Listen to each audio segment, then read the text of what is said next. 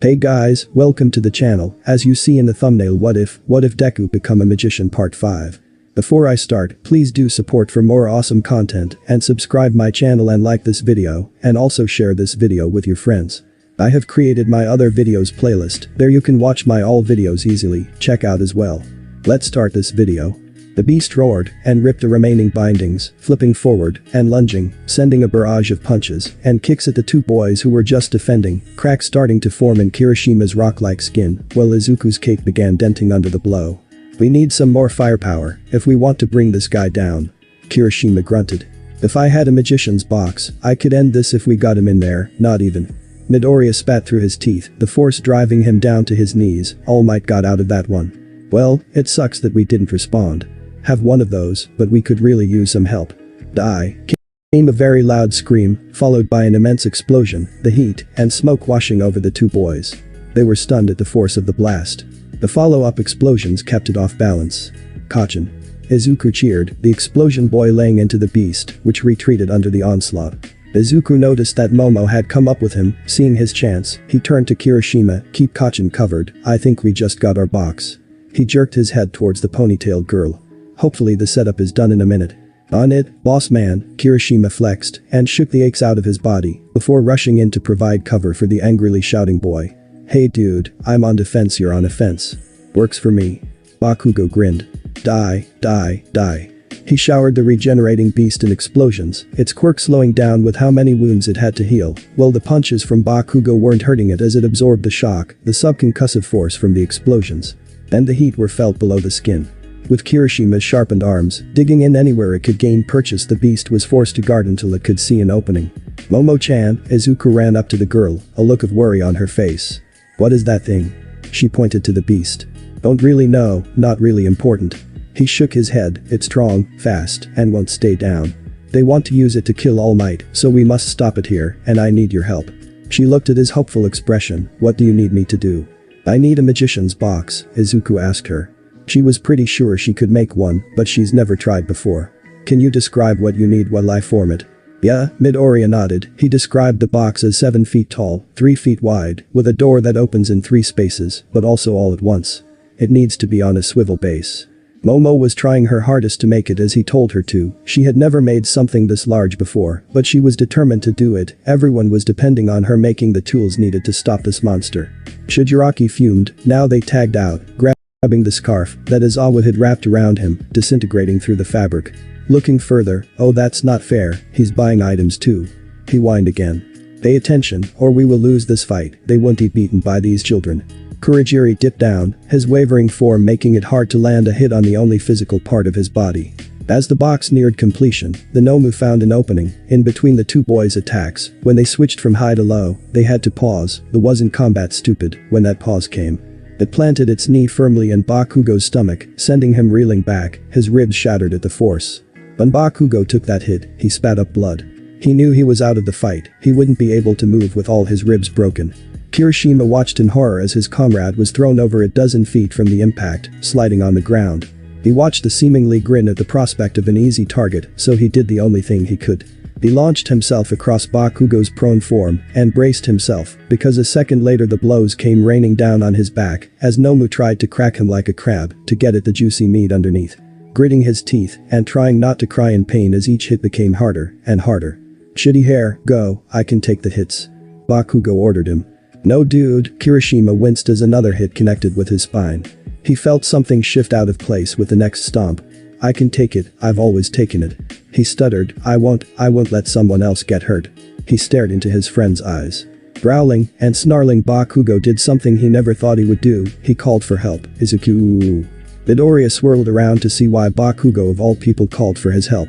The box was almost done, Momo just needed to finish the door. But when he saw Kirishima bleeding from his back as the Nomu prepared one more blow, the boy's quirk faded, completely unprotected. That punch would flatten him, and Bakugo below him. Izuku didn't know when he got behind the Nomu, or when he wrapped his handkerchiefs around the creature's throat, but he did, and he pulled as hard as his tired body would allow him to. The blow missed by an inch. Bakugo took the moment and flung his hands over the unconscious form of Kirishima. Hey ugly, burn in hell, and he pulled the pin on his grenade-shaped wrist attachment. The entire building shook at the force of the largest explosion Bakugo had ever produced. Everyone looked at the center to see what caused such a tremendous sound. Hiroshima collapsed onto Bakugo. Bakugo's wrist gauntlet was completely destroyed in the blast. Midoriya was thrown clear of Nomu. Shigaraki, Kurogiri, and Aizawa stumbled to get to their feet. The Nomu stood, half its torso blown clean off, its flesh charred and burnt, its eyes vacant of any life. "Holy shit," Hagakure whispered from the control room as she watched the monitors. The entire fight had been recorded by the security system, which the heroes en route to the facility had been watching the tumultuous fight by patching into the same system. "Holy shit," came the response of the heroes. "I can't wait any longer," All Might voiced, walking to the rear of the transport vehicle. He opened the door and bulked up. "I'll be there in a few seconds, we're ending this now." Before he leapt out of the moving carrier and leapt away at far greater speeds. "Is it?" Aizawa asked the villains. "Is it dead?" "I am unsure, the Nomu has never been damaged so much," replied Kurogiri, who was in shock at the events.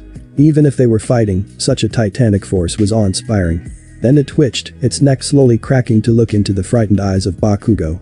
"No way, I hit it with everything I had, and that thing is still alive even with half of its body gone.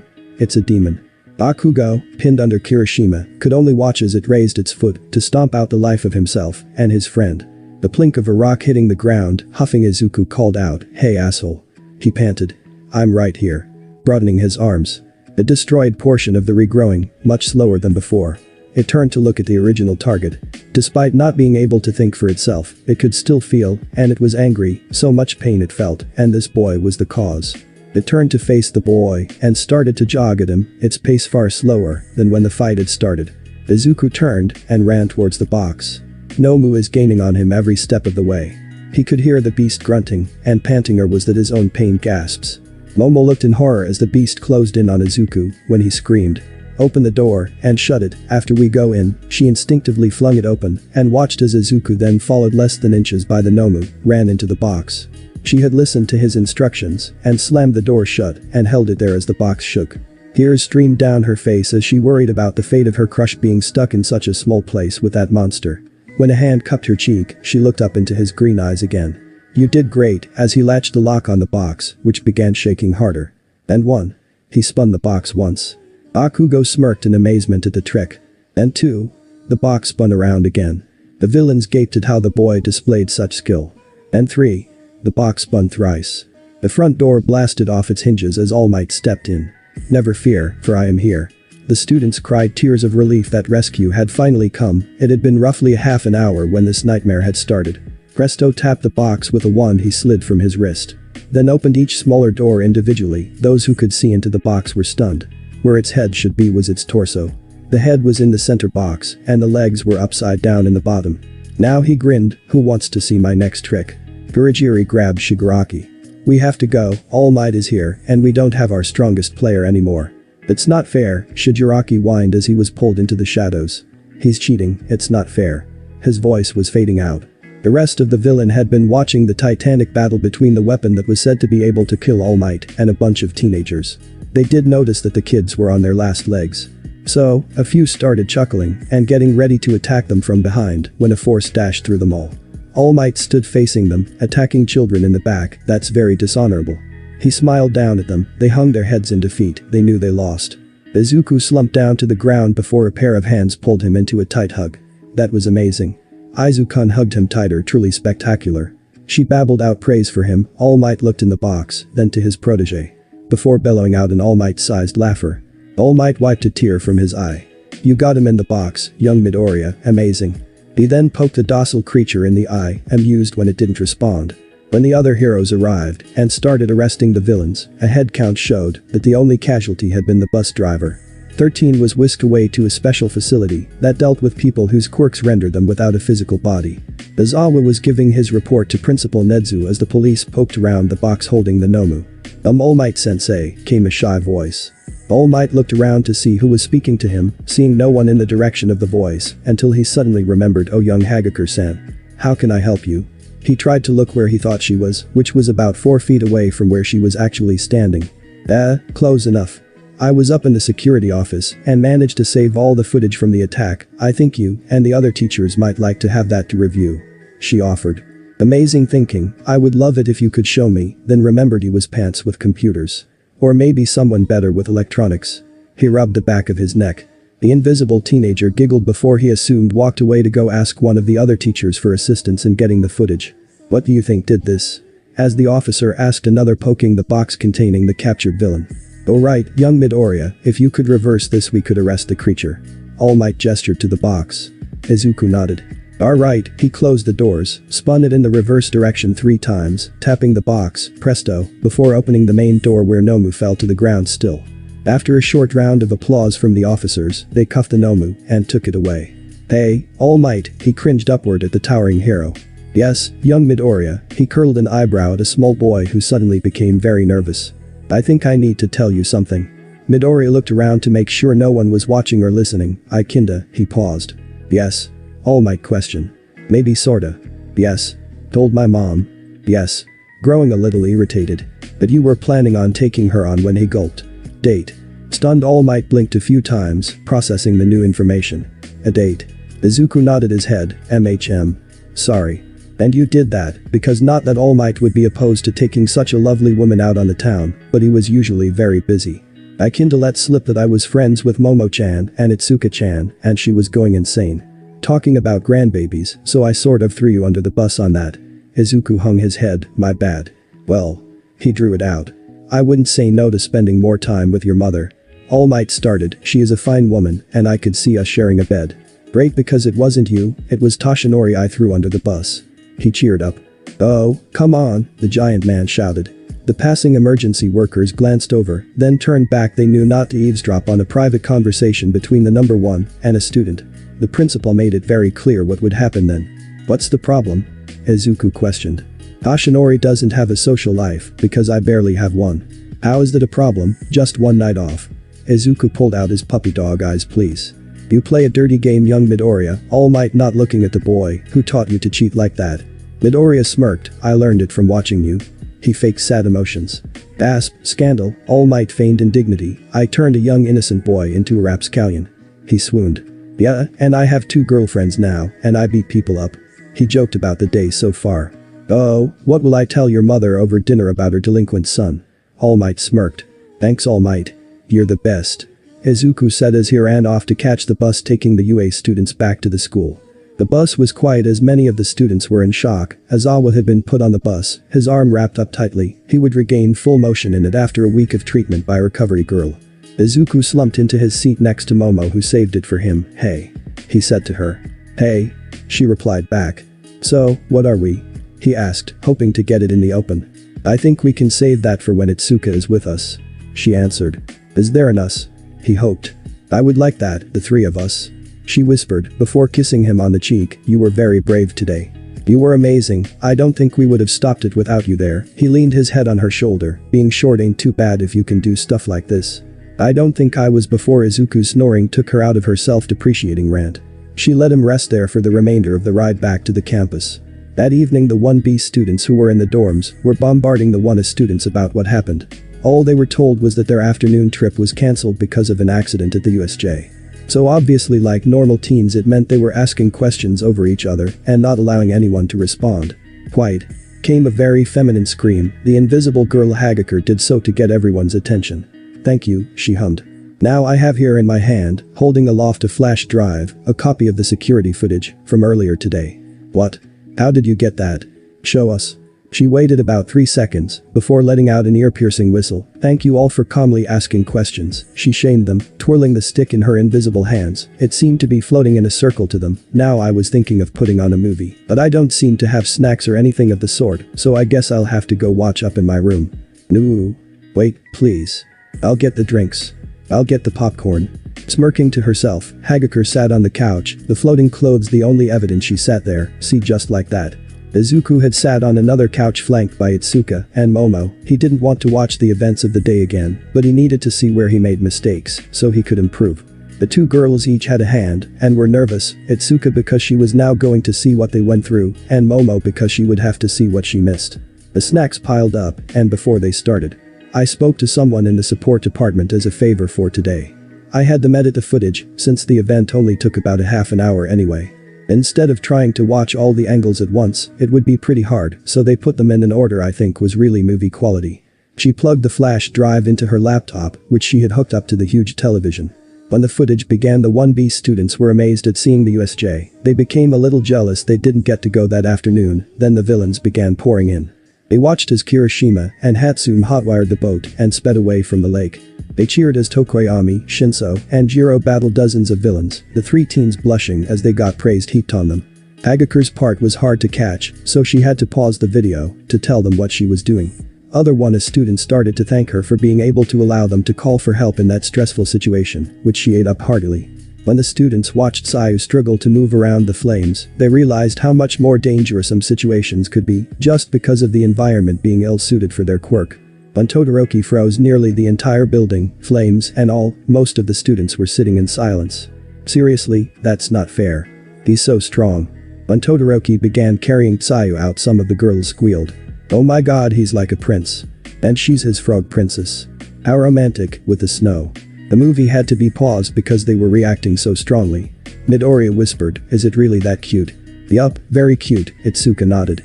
It's a very romantic moment, Momo agreed. Oh, Izuku pondered. Am I romantic?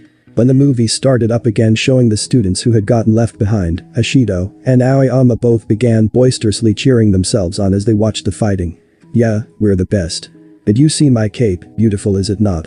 Then it cut to Bakugo and Momo, watching as Katsuki tore into the villains and seeing them flee before him made them question some things. Do any of you kind of feel bad for them? How can someone like him be a hero? Did we get a mix-up with the villains or something? Before Izuku could voice his displeasure about them picking on Bakugo when he wasn't here, Momo instead went to his defense.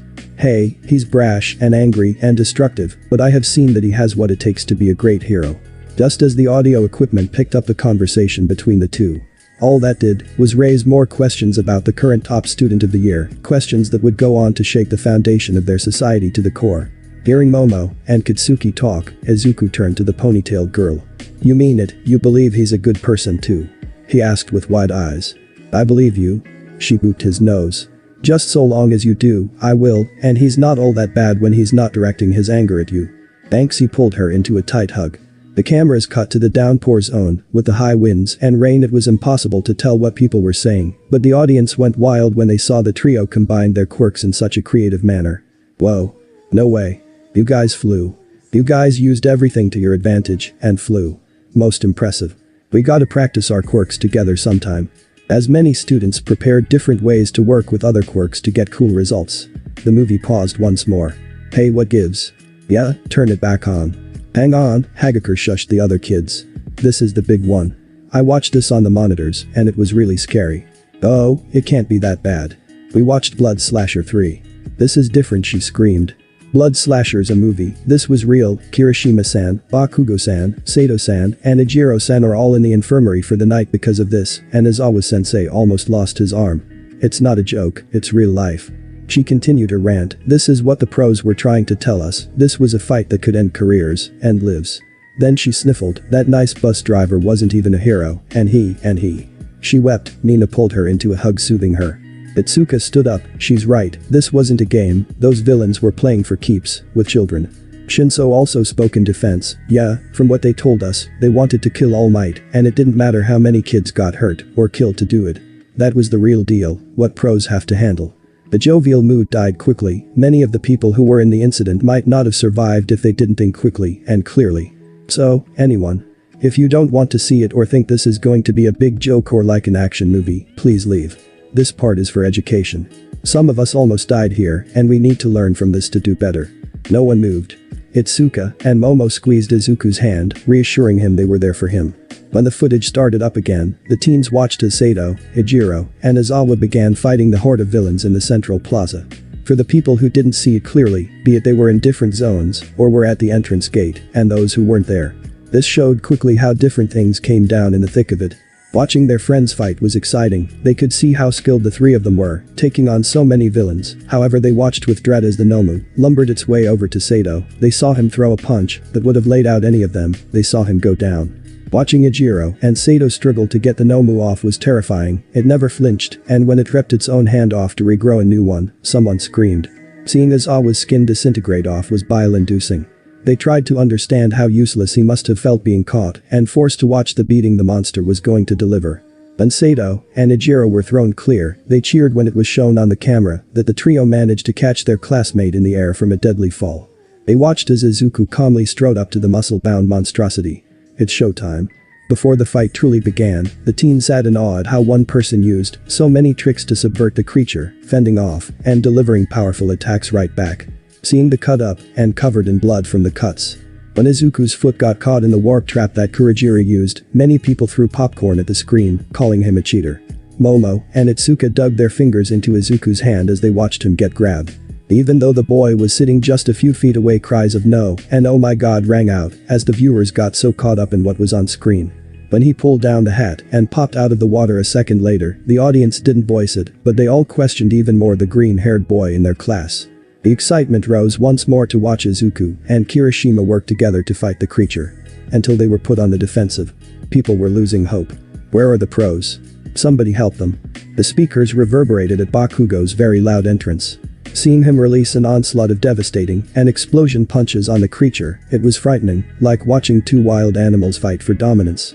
They saw Izuku run towards Momo and how he began speaking to her. But the focus quickly shifted to watching the two spiky-haired teens release an unending assault on the giant. Explosions, punches, lacerations rained on the creature.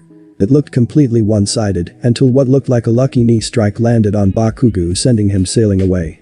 People cried as they watched Kirishima take blow after blow, each more powerful than the last, each capable of leveling a building. But the boy held his ground. The teenage superhero sat as they watched as his quirk faded and the anger in the boy under him faded to fear. Hearing him cry out for help was heartbreaking. That Izuku didn't hesitate was astonishing for them.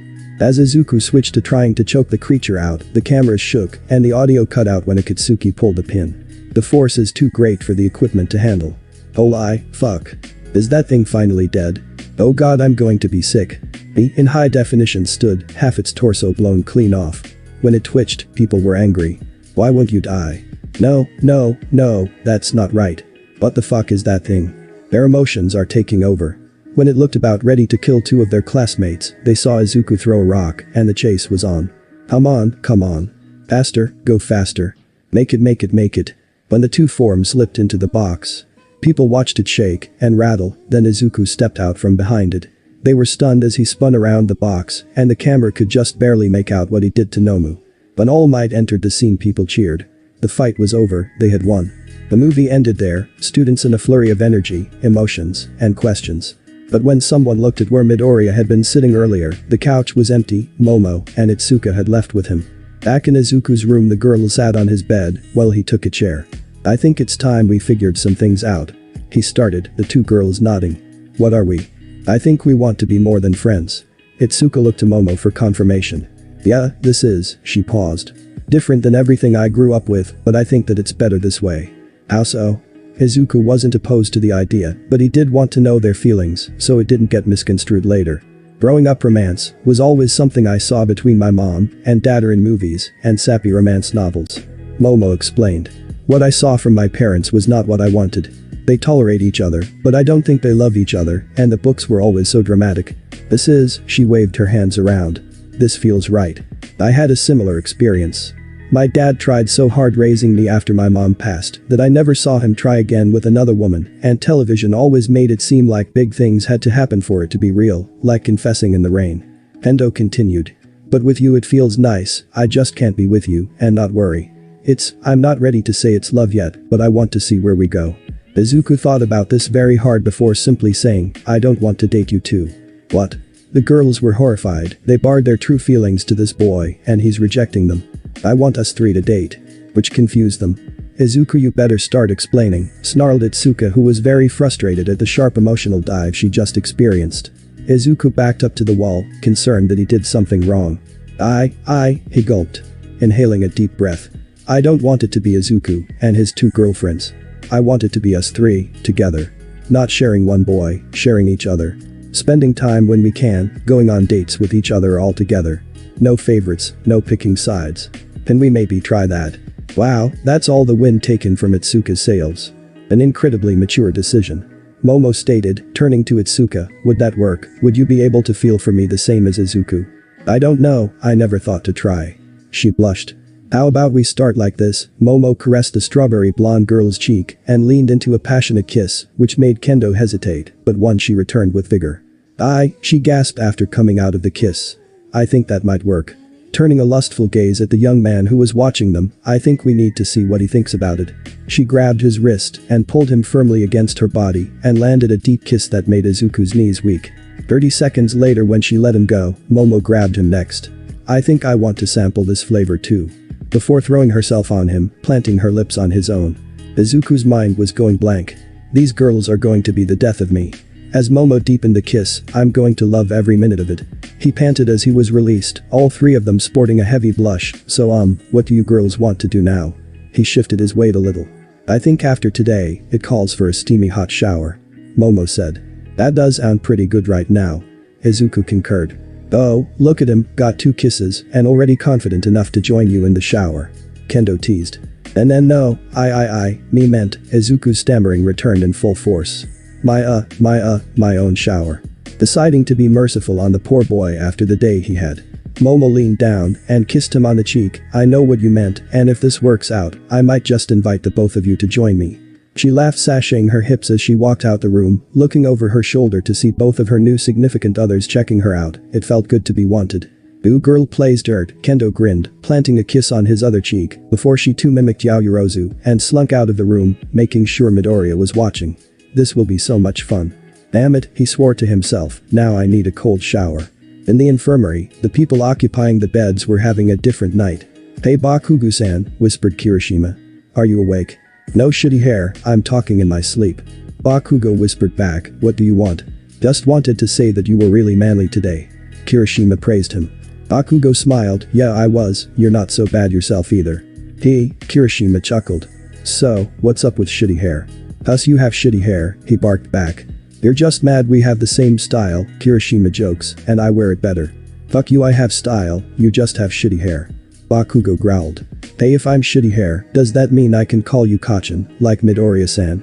Kirishima sheepishly asked. Bakugo stuttered, only if you're with me. That's cool, Kirishima laid back, cuz I want to hang with you some more, you're pretty cool when you're chill like this. Boy, I'm always cool, he shot back. Yeah, you kind of are. Kirishima said, as he turned over to get some sleep, he said under his breath, and not afraid to be who you are. Okay, let's review the footage again. Who are these people? A long stick smacked the projected image of Shigaraki and Kurogiri on the wall. Interrogations, and what Shinso-kun was able to get, Ms. Midnight started. He's good at that too, getting people to talk. A few nods, yeah so, they call themselves the League of Villains, and they work for a guy named Sensei. The image flipped to a man in a suit, with no head. Best description I was able to get from underground contacts is that this guy is powerful. Aizawa spoke up, taking the discussion to what information he was able to gather so far. He showed up, took out some of the major players about a year ago. Been quiet on where he is or who he is since. Aizawa flipped to the next slide. A lot of money has been flowing around recently. It would have been next to impossible to track if someone hadn't started looking into some of it already. But, who here was investigating him and didn't tell us? Hound Dog questioned. All Might, getting the Fraileman's attention. You want to answer that for us? No, it can't be. Toshinori gasped. What can't be? Asked Vlad King. I was investigating young Midoriya's father. Toshinori stood, then walked over to a file cabinet and grabbed something inside. He then placed a folder down on the table. Yes, it seems that we might have a spy in our midst, the principal concluded, and it might be the strange boy who's topping the class. So, do we take him out now then? Asked a power loader. Based on that fight it looks like it won't be easy. No, I don't think direct confrontation will work, he's an unknown variable in how much of a threat he could be. Nedzu shook his head, we'll observe him more closely. The furry principal huffed, we need a way to get closer, to insert one of us more into his daily life. Dig up more of his past. I might have a way. Toshinori raised his hand. Butel? Nedzu fiercely grinned. This is bullshit, he's cheating, how can he have so many quirks? Only Sensei has that many. Shigaraki kicked over a bar stool. Here, drink this, and calm down. Kurogiri passed him a glass of amber liquid. The television in the corner crackled to life. What's the damage? The voice asked. The war. Kurogiri tried to report in, but was cut off by Shigaraki's rage. It was bullshit, we were winning, then this stupid kid with his stupid green hair and his stupid freckles shows up with a dozen quirks and cheats. Oh really? Tell me more about him. The voice sounded intrigued. Kurogiri pulled up the files that they had gotten from their raid on UA. Here the kid is named Izuku Midoriya, and he listed his quirk as magic. The TV was silent, sensei. Shigaraki asked with a concerned tone, his anger gone when he realized something was wrong with his teacher. Since he was cut off. I have to look into something, the voice rapidly said, something I must have missed 15 years ago. Then the screen faded to black. We need more. Whined Shigaraki. We need more people. Kurogiri waved his hand to an empty bar. Well then, let's go recruiting. The gray-haired man-child cackled as he stepped out of the bar. The next morning, Izuku wearily crawled out of his bed and made his way to the boys' communal bathroom, towel and toothbrush in hand. He had just stepped up to the counter when a hand grabbed him and pushed him against a wall. Striking his head against the tiled walls is an effective way to wake up and piss him off as well. So, the great hero emerges. Monoma laughed at Izuku as he rubbed the back of his head. Seriously, Midoriya groaned, it's like 5 in the morning, don't you have anything better to do than jump me in the shower? Monoma paced back and forth, oh you're two hussies not enough for you, need a man to come into your little fuckfist too. Why is he such a dick? Izuku pondered, dude if you want to talk trash about me, fine, I'm used to that, but leave them out of this. He said standing up for his new girlfriends. I'll talk trash about anyone I want to, especially some kid who wasn't good enough to prevent his friends from getting hurt yesterday. Monoma mocked. If I was at the USJ I could have stopped that in a minute or two. Izuku scoffed, everyone was trying their hardest, what could Monoma have done to end it sooner? Really, how? Monoma dragged his index finger along the countertop before poking Izuku in the chest. My quirk can copy the quirk of anyone I touch, I could have gotten the Shadow Man or even the big monster and taken care of it all myself. He pressed hard, digging his nail into the fabric of Izuku's shirt. So, Izuku shot back. You would have had to touch them to do it, and most of us got split up before anyone could do anything. He defended the actions of everyone from yesterday. The FFT, just because the rest of one uses flashy powers, doesn't make you better than us. Monoma circled Izuku. I watched that video the Invisibit showed yesterday. Most of you did nothing. All Might got there just as you were finishing up with a big guy. He would have handled it. Monoma paced over to the door, but no, you had to try and be the hero, had to have the spotlight to make yourself look better. Monoma strolled out of the room, leaving a frustrated Midoriya. Now let's see what your powers do, green beans. Monoma cackled. The RRR, who does he think he is? Izuku muttered to himself as he scrubbed himself down in the shower. I wish I was more like Kachin, he wouldn't have tolerated even a second of that, he rubbed his scalp clean, he would have beat up that jerk for even touching him. Izuku turned off the water and dressed before storming out of the bathroom. As Izuku stood at the stove with multiple pans cooking eggs, bacon, grits, and sausage. He was so absorbed in his own anger that he didn't hear the door open behind him or the two people who had snuck up on him. Hello boyfriend, Momo, and Itsuka cheered before planting over-exaggerated kisses on his cheeks, causing him to leap a foot in the air with a shriek. Patting himself on his chest to get his heart rate down, Izuku looked into the grinning faces of his new paramours. Did you really have to scare me like that? He whined. Itsuka hopped up on the counter and plucked a cooked sausage link, then smirked evilly. No, but I didn't have to do this either, as she pretended to fellate the cooked meat while planting kisses seductively on her food. Izuku blushed harshly as he couldn't make eye contact and began a staring contest with his feet. Momo laughed at the absurdity of the actions. Why were you so deep in thought? I know breakfast is the most important meal of the day, but I didn't think it was the most interesting, she asked. Izuku sighed, it was this morning, that jerk was saying mean things about you girls again, and I really wanted to hit him. He confessed. You didn't though, right? Itsuka asked. Midoriya shook his head, no, but he's just. Before he let out a frustrated growl. It's not the first time. Wait, is this the same guy who was giving you trouble in the locker room last week? Momo questioned. She waited for Midoriya to nod. Yeah, how do you girls know about that? Izuku wondered. Hiro-san put her earphone jacks into the locker room walls and gave us the play-by-play on the other side, Itsuka teased. We heard everything. Midoriya blushed at the idea that the girls had been listening in on their guy talk. Don't be shy, all the girls liked what you had to say. Momo patted him on the head. It was very gallant of you to try and defend our honor. Itsuka interrupted, but now it's our turn, give us a name, and we ladies will have a meeting, if you will. Izuku waved his arms defensively. It's not a big deal, I'll take care of it. Both girls folded their arms under their chests. Nope, it is a big deal, because he's harassing you. Momo softly said. Itsuka was much more forceful. Yeah, all the girls heard what he was saying and were none too pleased with him. So, make it easier on yourself and talk. Before she crossed over and stood behind him, which made Izuku very nervous. What if I don't?" he gulped. Momo strode up to the sweating boy. "Easy, we have ways of making you talk," as she took a step forward, making him walk back into Itsuka's waiting arms. Izuku realized he had no way out. "If you're a good boy, we'll reward you," Momo said with a sultry tone. "Ooh, and if you're naughty, we'll reward you extra hard," Itsuka added with a lust-filled tone, squeezing him tight against her body. Izuku stammered. He was in between a rock and a hard place, and by rock, he meant the soft mounds pressing into his back and the hard place in his pants. He didn't want to snitch. After years of abuse from Bakugo and never telling anyone until recently, he had developed a habit of expecting no one to help him out of situations that he found himself in. But now things are different. Suddenly feeling Momo's large breasts touching his own chest. Very different, hugely different, he began sweating bullets before he couldn't take the interrogation any longer. "Monoma, it was Monoma," he half squeaked, half shouted. He was quickly let go, and both girls planted a deep kiss on his lips. "Good boy, now you just let us deal with this," Itsuka said before both girls left the kitchen to do who knows what. Izuku, weak at the knees, slumped to the floor and did everything he could to steady his breath. That was really dangerous. He gasped, "How the hell do I defend against that?" Before the smell of burning meat reminded him that he has to tend to the food. The one classroom was noisy as the students chattered while they waited for their homeroom teacher to greet them when the door slid open and the 4 classmates that ended up in the infirmary for the night due to their injuries stepped in. The class got silent. Bakugo growled, "Any of you extras got something to say?" Before Mina jumped out of her chair and dived into the group of boys and tried to pull them into a giant hug. "Hey, get the fuck off me. I'm so happy you guys are okay," Mina all but cried. That fight was incredible and terrifying. A few more students moved to the front of the class. "Yeah guys, watching you go up against that thing was intense. Better than any action movie I've seen," Shoji stated. "I'm considering selling bootleg copies of that fight."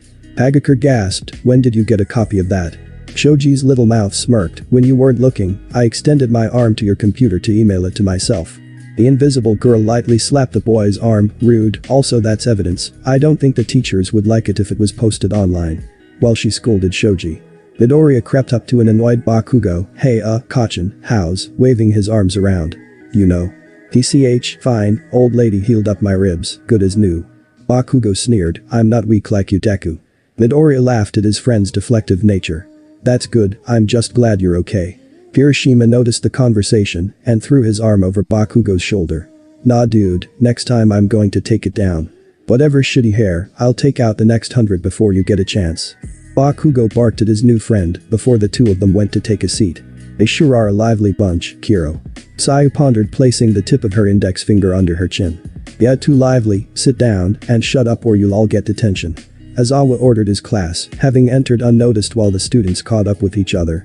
Aizawa's arm was in a sling and he had some new scratches on his face. He placed his large stack of folders and took stock of the students in the room before resting his gaze on Izuku for a moment longer than the others.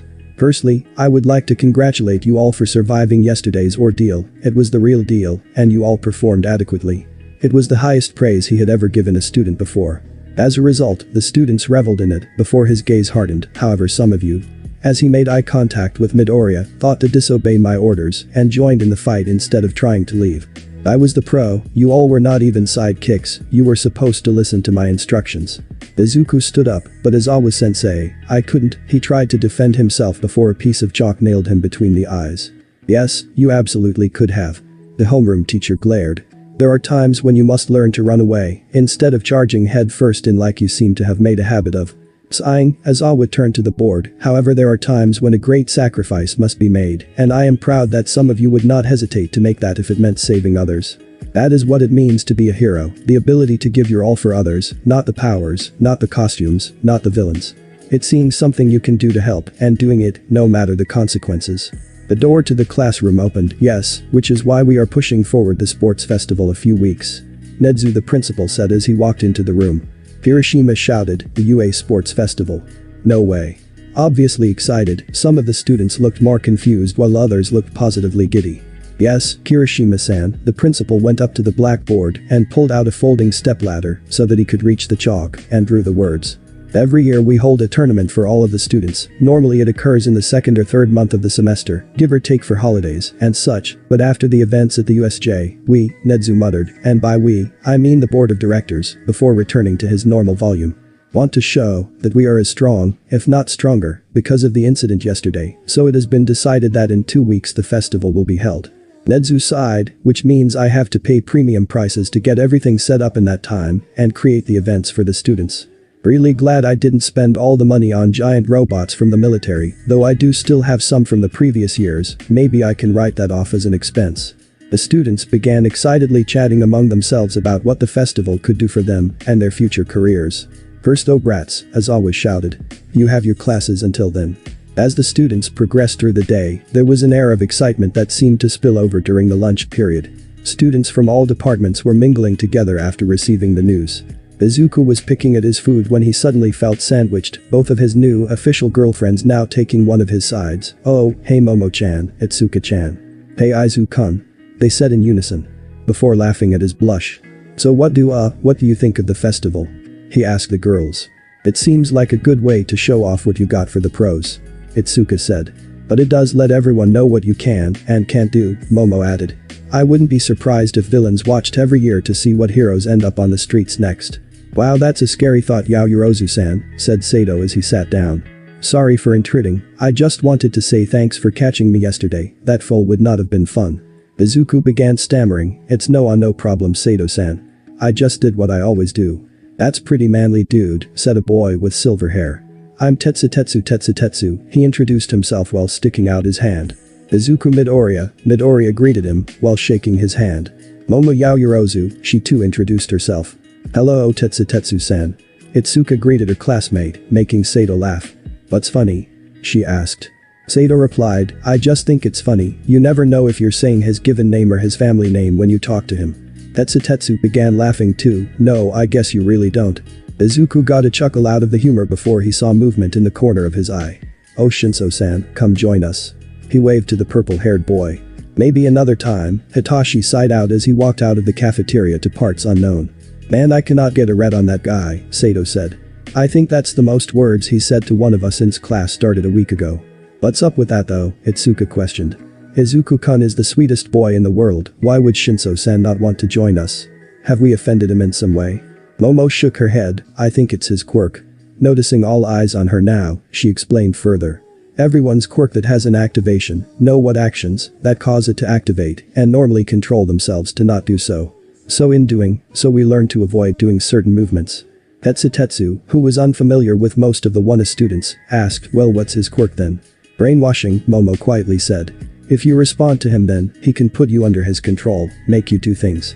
Dude, that sounds like a villain Tetsu started to say. He's not a villain, Izuku shouted, suddenly everyone's eyes were on him. He has an amazing quirk and just like anyone could hurt people with it, but he's here. As he pointed around the room, he wants to help people, he wants to do good, so don't go around saying anyone who wants to help others is a villain just because of their quirk. It's wrong. Tetsu shied away, sorry, I didn't mean anything by it, just that it sounds.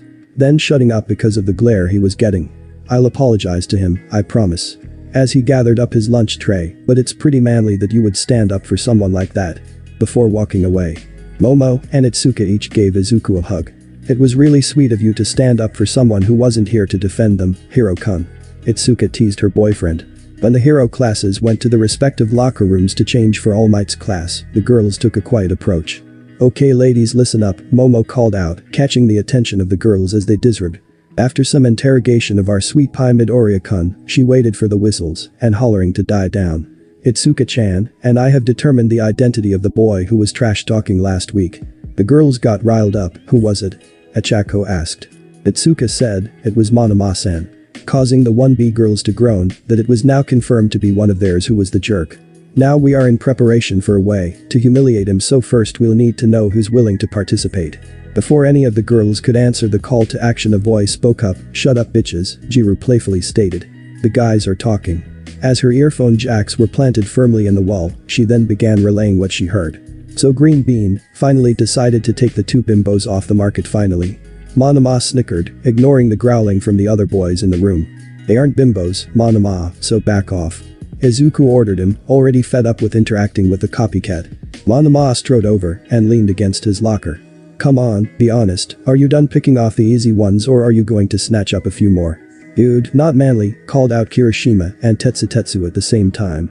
I don't think it's manly for little green to be two-timing on his girls, but if he wanted more, I would suggest Horseface. She's pretty dumb, should be easy to convince her to do some stuff to you. Monoma sneered. She has those horns, so you would have something to hold on to. Iida stormed over. Seriously, your vulgarity is abhorrent, and the way you speak about the ladies in our class is downright barbaric. I demand you cease at once. His robotic movements make Monoma laugh. Fine, you win, I won't talk to you about bestiality anymore. Since you don't seem to be interested, guess that also means you don't want the toad, warts, and all. Monoma cackled, before noticing something. The temperature was fluctuating wildly in the room. Oh, did I make the overrated thermostat mad? What do you want to see if she turns into a prince if you kiss her big lips hard enough? What is wrong with you? Izuku shouted. Why are you trying to piss everyone off? What does that possibly get you? It gets you pissed off, you wizard wannabe. Monoma laughed in Izuku's face. Why don't you just use those scarves to make a noose, and Han? Hey dipshit. Came a calm voice. What cutter do you want? Monoma replied. Stuff yourself in that locker. Said the voice from across the room. The guys watched as Monoma cleared out the locker in front of him, and then fit his body in before closing the door. Haha nice, shouted Kaminari before he looked around the room. Anyone got a way to seal that shut? Zero stepped up. I got my tape, it'll hold for a while. Before a boy with a blue headband stepped up. No dude, I got this. As he placed his hands on the locker door, and the locker next to it. Using his quirk to bond them together at the atomic level. Someone will probably have to let him out later. As some of the boys laughed as they exited the changing room, the girls on the other side of the wall cheered, and now we just need to convince them not to let him out, and he'll be easy pickings for us later tonight, Mina said deviously. Shouldn't be too hard, just tell the boys how happy we are about standing up to that jerk, and they'll do pretty much anything we ask of them. The surprising manipulative words coming from the usually noble Ibara Shiozaki. Wow, Kiro, didn't you think you could be this vindictive? Sayu croaked, a tinge of pink dusting her cheeks from hearing that someone with a temperature-related quirk over there was upset because she was being made fun of. This for justice, the ivy-haired girl responded, hell hath no fury like a woman scorned, it's in the Bible. Ryuko Yanagi quietly muttered, pretty sure it's not, but whatever, vengeance, and whatnot. Before letting out a sigh, we're taking a long time again, and the boys are going to start weird rumors about what we get up to. As the now 39 students lined up, All Might passed by and did a head count. We're missing a student. Some of the guys looked nervous, but a voice rang out, oh Monoma-san said he was going to recovery girls. Eyes turning to Ichako who spoke up. He said his lunch made him sick and he would be gone for today. Suddenly the girls caught onto the lie, yeah, and he wanted to make sure he had a lot of makeup work so he doesn't fall behind in your very educational class, Momo added. Oni shouted from the back, yeah he's sorry, but he's got diarrhea and vomiting, he's really gross. Her over-the-top illness made more than a few students chuckle. Well, it's very important to make sure one doesn't fall behind in class, lapping up the praise. All Might was used to hearing it for his hero work, but the other teachers sort of hazed him for being so new to teaching, and was basking that after a week the students liked him. And it's so good that his classmates like him so much they look out for their friends, it warms my hero heart to see such good attitudes. Because of the odd numbers, All Might had paired them off into different size groups, of their own choosing to work on one-on-one sparring, since he wanted the students to be ready for the big finale at the end of the sports festival. He figured as long as everyone was doing it, it would lead to more interesting fights, since they would somewhat know what to expect. All Might looked around the room, his gaze falling on various groups. Kirishima and Bakugo were just sparring, really just punching and blowing things up, but they looked happy enough. Ejiro and Kendo were practicing martial art styles with each other. Asui and Tokoroki were facing off, him trying to trap the agile girl, and her jumping and parkering around his eyes. He could have sworn that the tongue slaps she would land were closer to his cheek than they were his shoulder, but he just shrugged it off. Momo and Izuku were practicing their quirks, Momo by making props and tools for Izuku, and him essentially putting on a show for her. So I take it that Jiro-san was listening in on us again.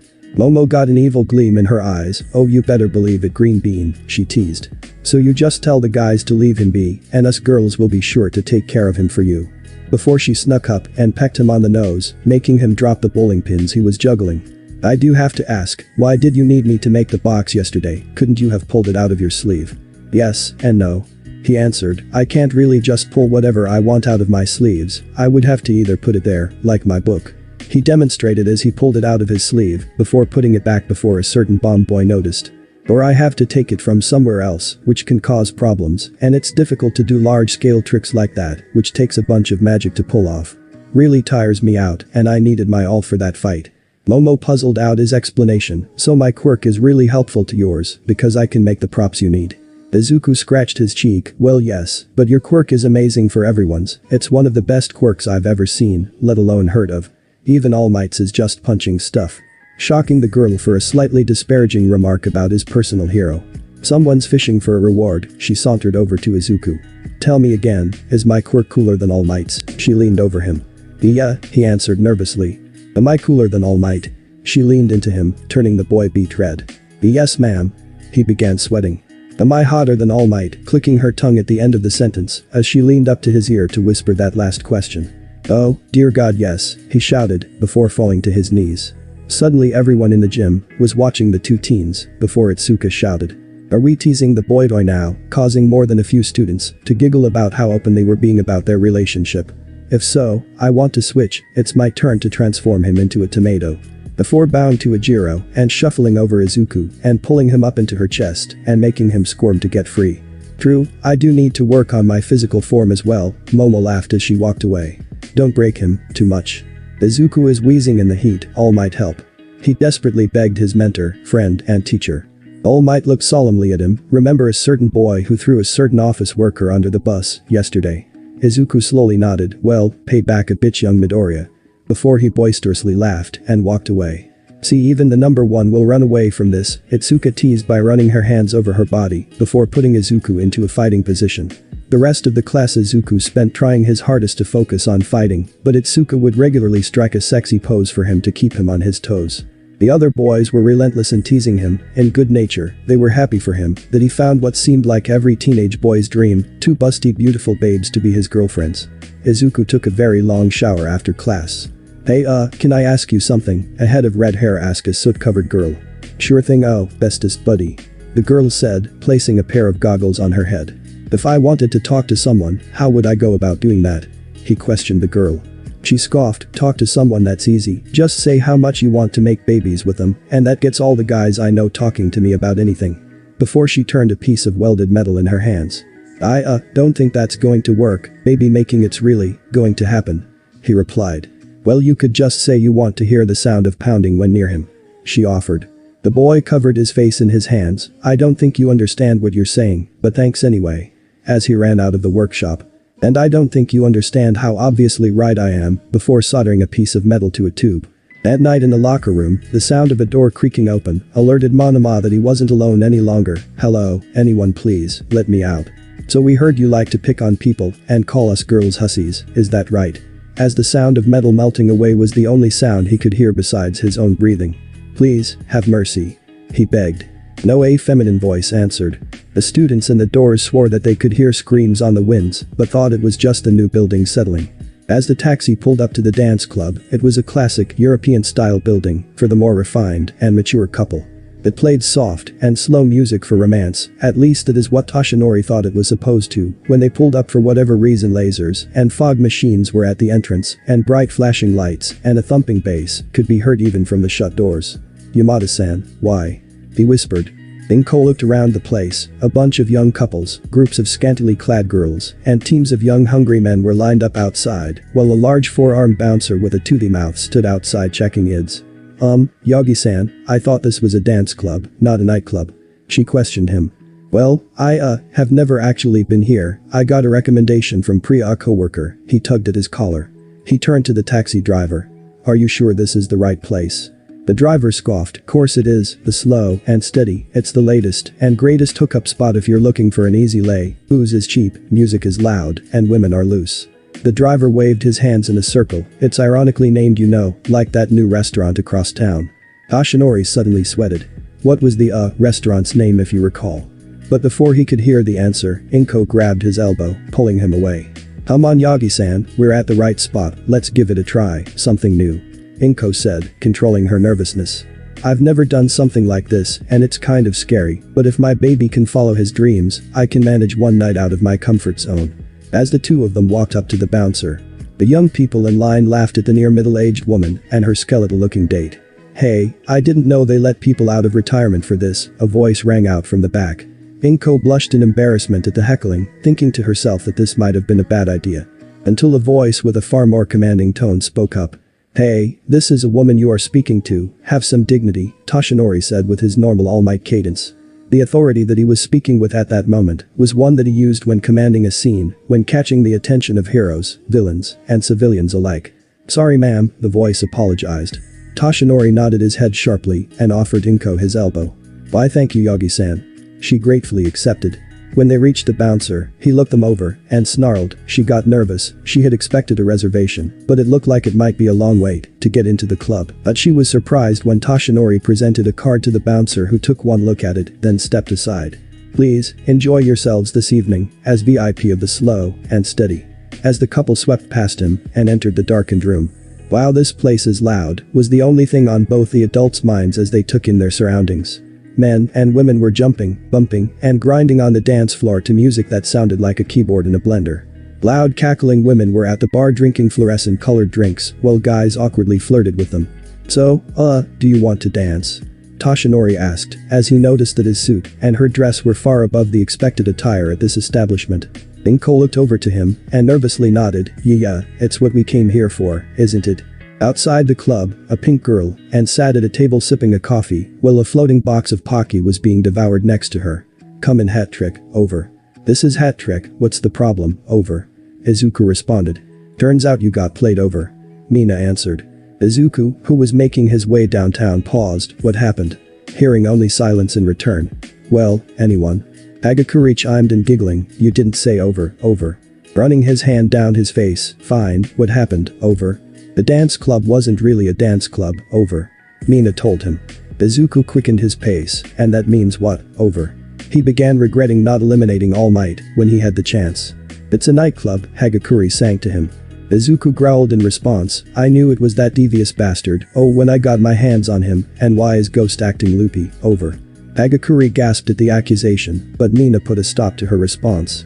"She has been eating sweets non-stop all day, she's a bundle of energy, and we'll need a way to bleed that off before she blows our cover, over." "What can you see of the targets, over?" Izuku said as he hopped over a fence. "Zilch, they went inside, over," Mina told the boy. Izuku's frustration rose. "Can you get in a better position, over?" Mina looked at her surroundings before responding. "Not unless we go in, and that's a pretty big risk, over." Izuku weighed his options. He needed more intel. He needed eyes on his mom, but it would risk the entire operation if they got seen. His mom might not recognize his classmates, but even to someone like All Might, Ashido sticks out like a 15-year-old neon pink teenager. Grunting his reply, "Fine, go in, don't make contact unless his hands wander, that might burn off some of Ghost's energy, over." Hagakure cheered. "Woo-oh, let's party," before she grabbed Mina and took off across the street. The line had cleared up, so Mina and Toru didn't have to wait long. The bouncer eyed them up. In a society where people's appearances can be so drastic, just their features alone isn't enough to determine age anymore, so the government-issued IDs were very specific, impossible to cheat.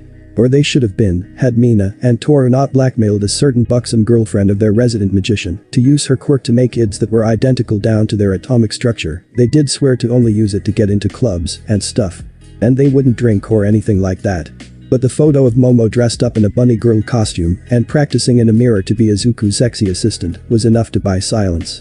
After using an issued scanner to confirm authenticity, the bouncer relented and let the two girls who he was pretty sure were underage in. "Oh, my super crap, this place is," Mina shouted as Toru pulled her onto the dance floor.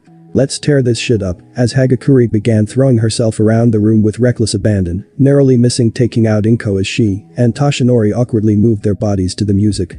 "This is fun." Inko gave a smirk. She really was having fun. Not being the only person who couldn't dance certainly helped. Despite how different and alien the atmosphere was to him, he had to agree it was liberating to not be All Might for a while, something he hadn't really done in a long time. "I have to agree with Midoriya-san." As he started to get into the groove of the music until he halted in fear. The music turned low. Now to announce a special guest DJ. The host of the free Friday night non-stop broadcast, Put Your Hands Up Radio, we are proud to host the Sultan of Sound, Pro Hero Present Me. The atmosphere in the room cranked up to a rolling cheer. "Oh shit," Mina scrambled to the bathroom. "Fuck, shit, damn it. Hat trick, major problem, over." Izuku skidded to a halt. "What chemistry, over?" "Present Mick is here, what do I do? He'll see me from up in the booth if he looks around, over." Mina shouted, covering her ear to fake a phone call. Okay, shit, maybe he won't see you, over. Izuku reasoned. Don't give me that, I am the only pink person in this building, there is no way he doesn't see me, Mina retorted. Why is he here, over? Izuku recalled all the knowledge about heroes he acquired over the years. Present Mick DJs on the weekends when he has free time, it could be a coincidence, over. Well, it's a bloody convenient coincidence then, over. Bitch, where did you go? Toru shouted as she stuck her head in the bathroom. There you are, gosh, did you see our teacher out there? He's dancing in the DJ booth, he's so weird. We need to think of something, we didn't plan on Present Mick being here.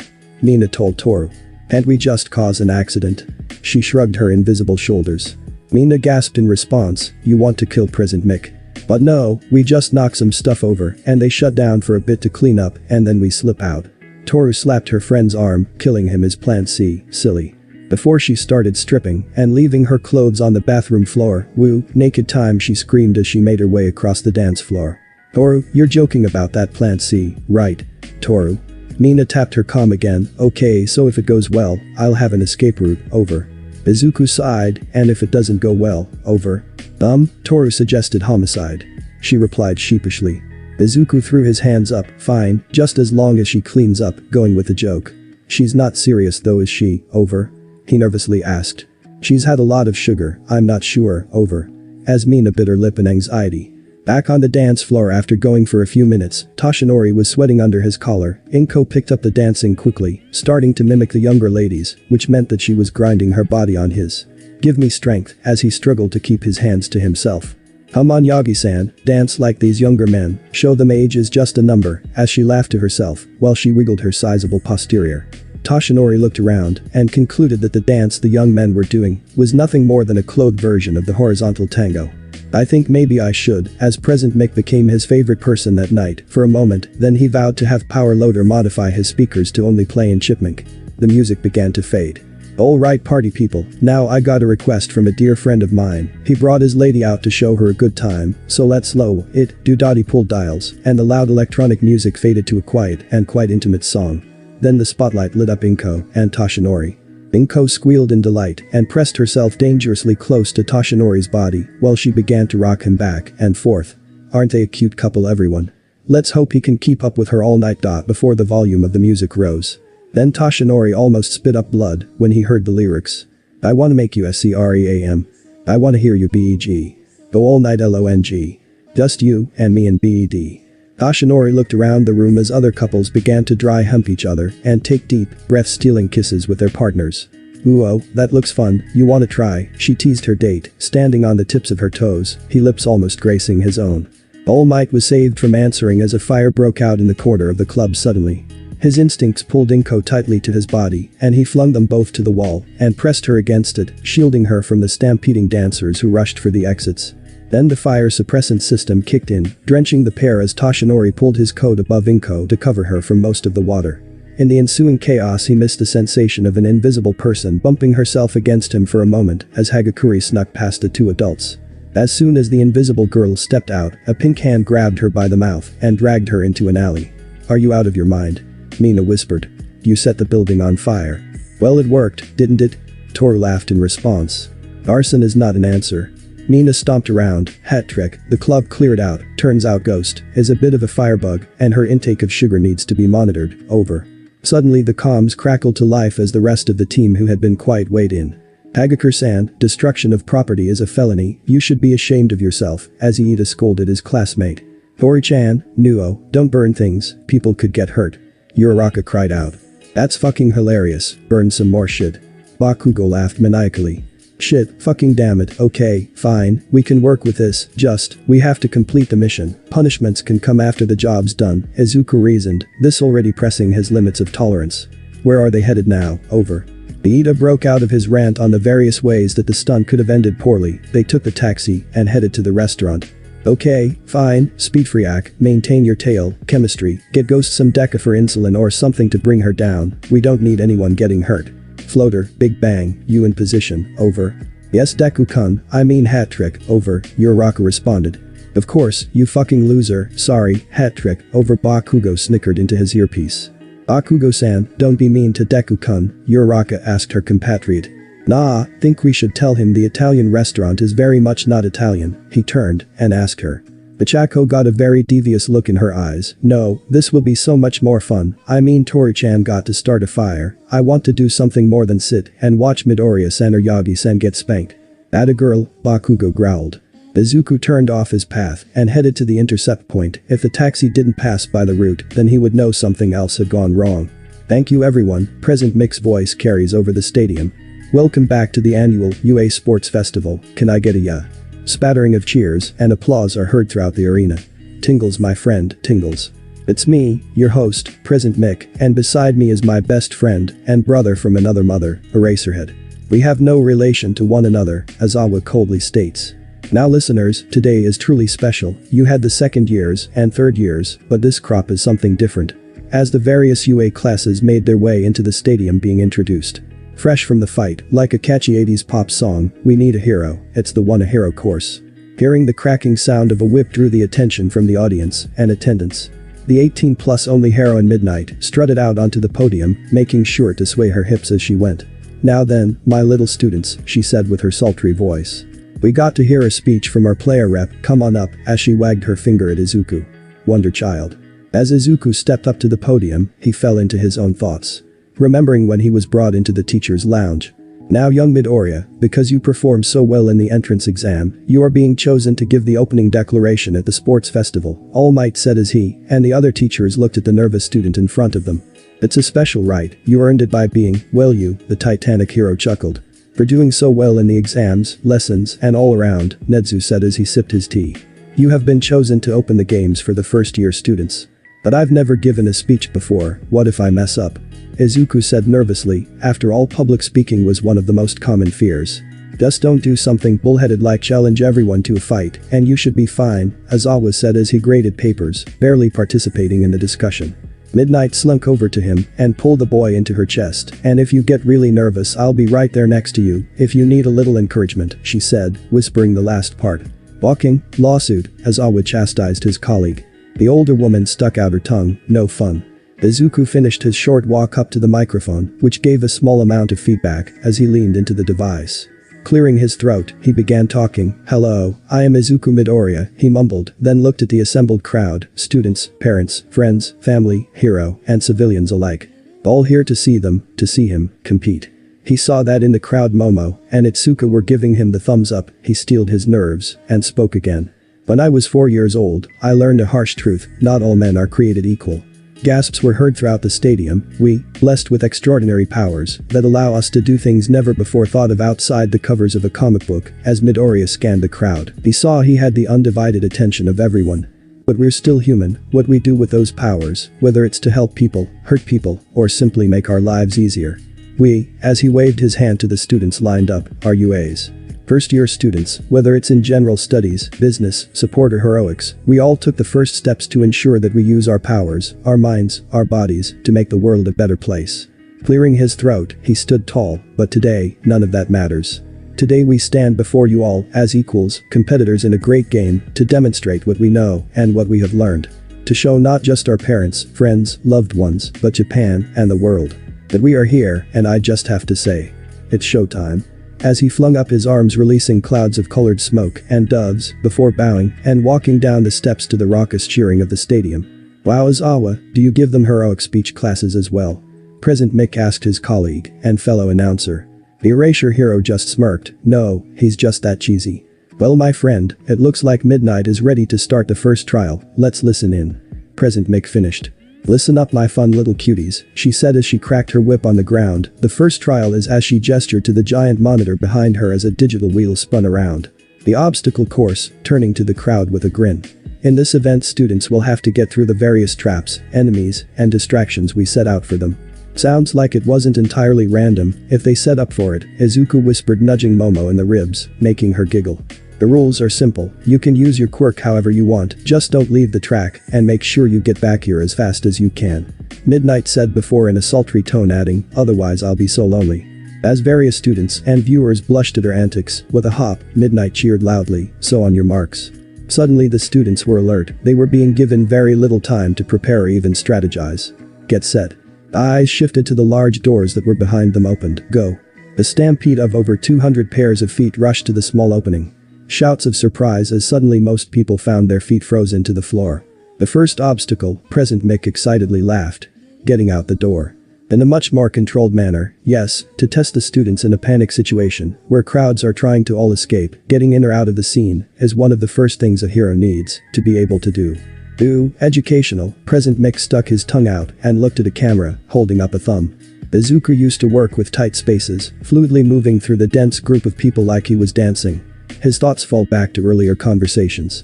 Midoriya-san, Todoroki approached as the one students were in one of the stadium's locker rooms. Oh hello, Todoroki-san, how can I help you? Izuku smiled at his classmate. I'm better than you, the dual quirk user bluntly stated. I have a better quirk, I have better training, I am going to beat you. Oh wow, a declaration of war, and to the class press of all people, Kirishima nudged a growling Bakugo. Todoroki-san, Momo started to say as she tried to intervene and defuse any potential conflict. Izuku's raised palm stalled her. Todoroki-san, I don't presume to know why you wanted to do this now, of all times. But I accept, to make it clear, Izuku turned to all his classmates. I declare war on all of you. We may be classmates, friends, something more, but today, we are rivals, and I would be ashamed of myself if I won with anything less than my best or won against anything less than yours. So cool, Kaminari laughed. Hey, don't get too high on your pedestal there. I'm going to be the one standing tall with the number 1 on my medal. No way, Mina rushed over and pulled her friend into a hug. You're going to be looking at my cute face as I dance all over you. Hero, I think I wouldn't mind placing first, Sayu admitted. Now then Todoroki-san, Izuku turned back to his classmate. You might be better than me, sure, but are you better than everyone, because that's what today is all about. Izuku looked behind the boy and at the clock. Alright everyone, they're going to start calling for the different classes now, make sure you're ready, you won't get another shot at this for a year. And just like that, Todoroki-san has given the rest of the competitors the cold shoulder, or at least cold feet, Present Mick joked. Sure, but let's see who has what it takes to turn this around, Aizawa stated as he watched his one students find a way around the icy trap. Wow, thanks Midoriya-kun for that suggestion, Mina said as she dug her hands into the walls to pull herself out of the crowd, using her acid to make handholds. No problem, don't think that'll be enough, look ahead. Midoriya nodded to his friend. And the first official obstacle, Robot Inferno, Present Mick shouted as the monitor showed Todoroki approaching a veritable army of military-grade robots. Not sure where the principal got these, but they are cool. How will the students get past these villains? The common obstacle during hero work is the nameless grunts, thugs, and mooks that work for villains, as Aizawa instructed. Most of the time these pose very little threat, but are an excellent way to wear down and slow down a hero's progress. So how will the front runner get past these zero-pointers as the kaiju-sized robots stomp their way forward? Holy super crap. This is insane. How is this fair? Were the cries of exasperation from many runners as they came up the first wave. Todoroki, barely slowing down, flung his hand in a wide arc, sending a colossal glacier freezing 2 of the massive robots in his path. Students in awe at the amazing power displayed by one of their peers. Present Mick's commentary continued. Ooh, I got chills, literally, I can feel the cold from here. And he's tactical about it too, Aizawa added. Students attempted to pass through the gap made by the front runner, only to have the robots collapse due to being frozen in awkward positions. Ooh, that looks like it hurt, I think a couple of students got caught under that. Some like Bakugo ignored the current obstacle by flying over them. Others like Iida dodged and weaved their way through while maintaining speed. Shinso instead was being carried around by a group of students. Sudden sounds of scrapping metal grated on the ears of people as they passed by the machines. I'm alive. Kirishima shouted as he dug his way out of the zero-pointer. He's alive, Mina cheered as she jumped over his head. The other robot also had the same happen not a second later, I'm alive, as Tetsu also burst out of the chest of the downed machine. They're live. Midoriya laughed as he watched the faster students, like Pony, Sayu, and Shishida, whose mutation quirks gave them a higher physical threshold pass by him. Boy, you're copying me, Kirishima and Tetsu said to each other, before both taking off down the road, at the same pace. At the next obstacle, contestants slowed down. The next obstacle, the tightrope of terror, Present Mick shouted loudly, so bestest friend of mine, want to tell the audience what this is all about. As long as you never call me that again, sure, Aizawa bantered. This tests how good someone is across perilous terrain. In a collapsed building not all footing is stable, and the need to move expediently, and with grace is key, we aren't all muscleheads who leap around. Ooh, a harsh burn to all those heroes whose names happen to rhyme with small bite, Present Mick laughed. Speaking of small bites, did you know you can head over to the stands just outside to purchase some amazing treats? I myself go crazy over roasted peanuts, the sound hero continued, I just love nuts in my mouth. Aizawa just stared incredulously at his friend, you know what, I don't care. Want some? Present Mick pushed a large bunch of roasted and salted peanuts to his co-commentator. I'll take a few, Midnight said over her microphone, I love little nuts. Aizawa slammed his head into the table, oh we are getting fined by the MIC for this. Let's just go back to the contestants shall we? Todoroki had frozen some of the rope to slide on, while others stood by trying to figure out how to use their quirks to pass. Izuku calmly walked up and just kept pace as he moved along the rope, as if it wasn't an obstacle for him. Turning his head, he watched as Momo made a long pole to act as a balance for her as she gracefully but slowly crossed the chasm. Seeing as others made an attempt at copying her, but most simply lost their footing after a few steps and fell to their death. Which, considering you can see large cushions down in the pit, meant all they got was a comfy place to relax. The most surprising to him was Iida, who used his quirk to shoot himself along the rope while trying to balance the same as everyone else. Suddenly a loud clang rang out and a giant block fell out of the sky. What the? As a boy with a talking bubble for a head ran past him, Izuku laughed. So that's what his quirk does, that's so cool. Izuku watched as the 1B students didn't skip a beat at coordinating their quirks better. Yui enlarged the rope so that it was much wider, making it easier to run across.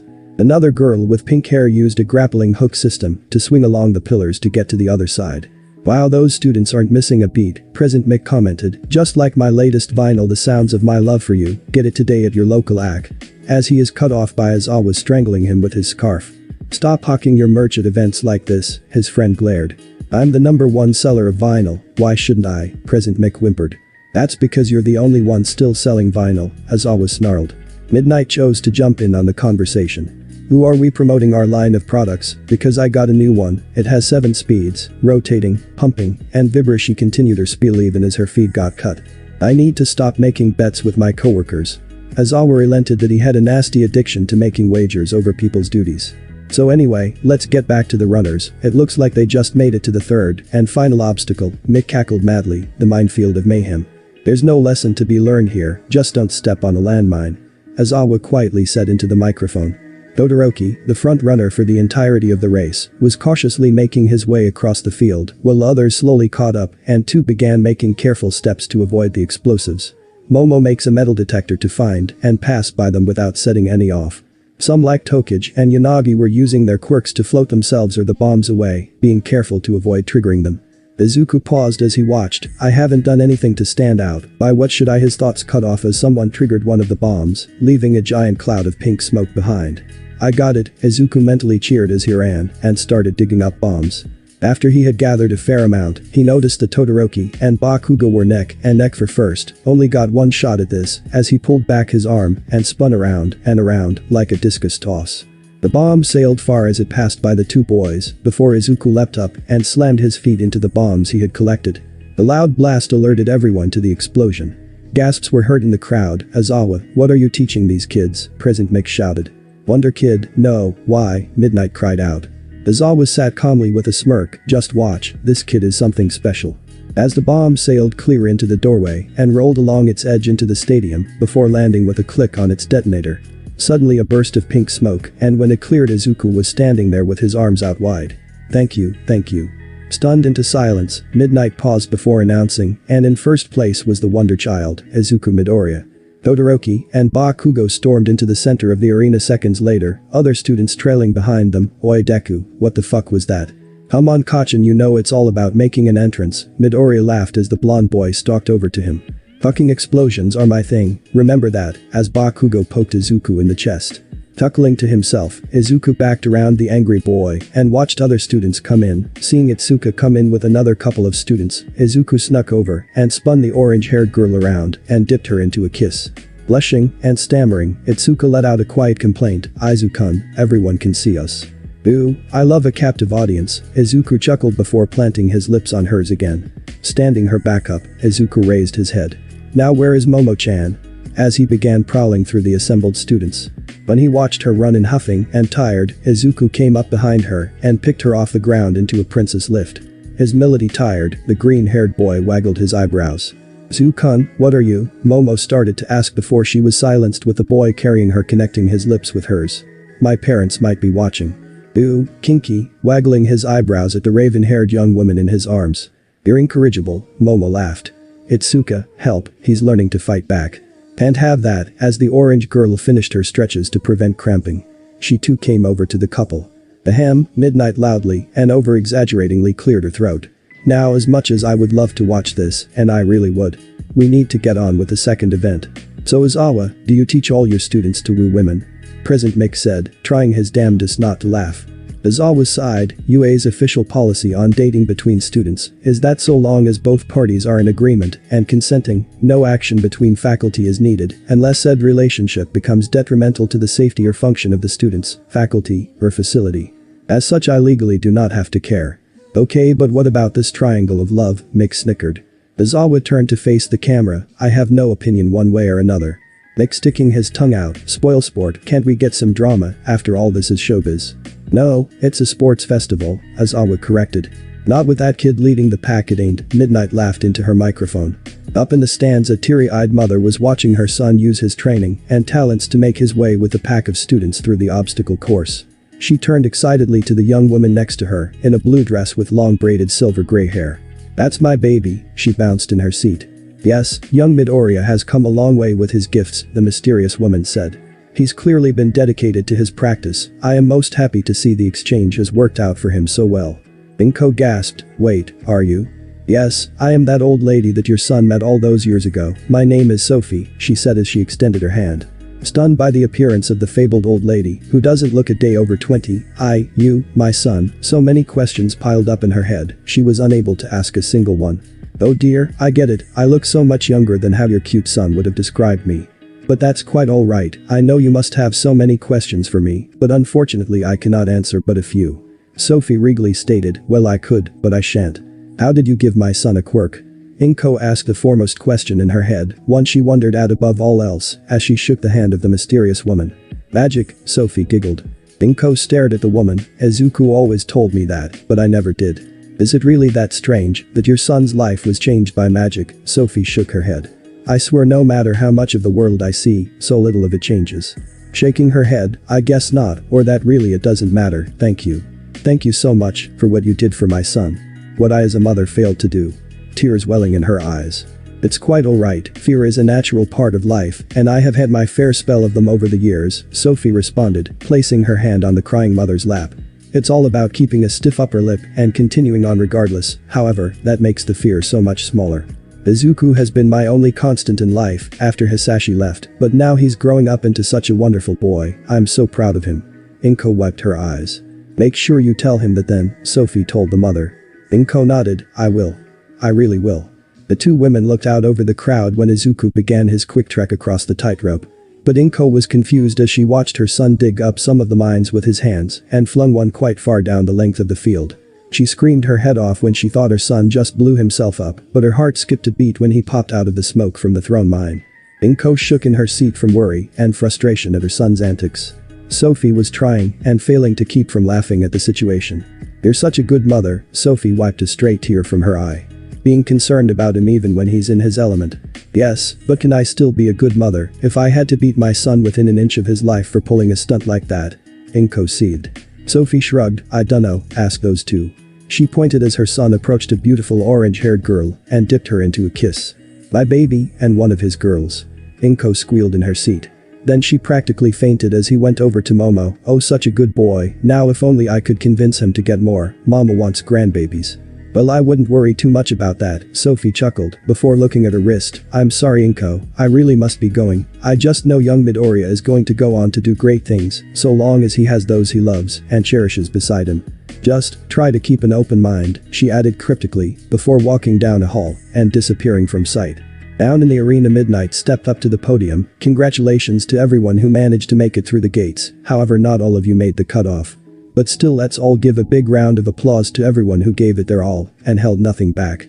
If you don't see your name on the list, you have been eliminated, but make sure you stick around, we have games and other fun activities to do, or if you're feeling it, head on out to the festival and partake in a cool beverage or tasty snack.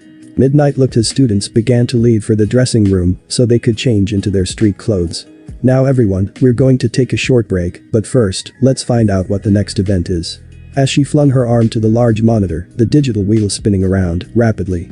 And it is city catastrophe, Midnight said into her microphone. So, we let the crew set up while the students catch their breaths. Thanks for watching this video. Part 5 is over. If you really enjoy this video, like, subscribe, and comment down below, and turn on that bell notification. And also check out the playlist that I have created and enjoy. Link is in the description. See you in the next video. Goodbye.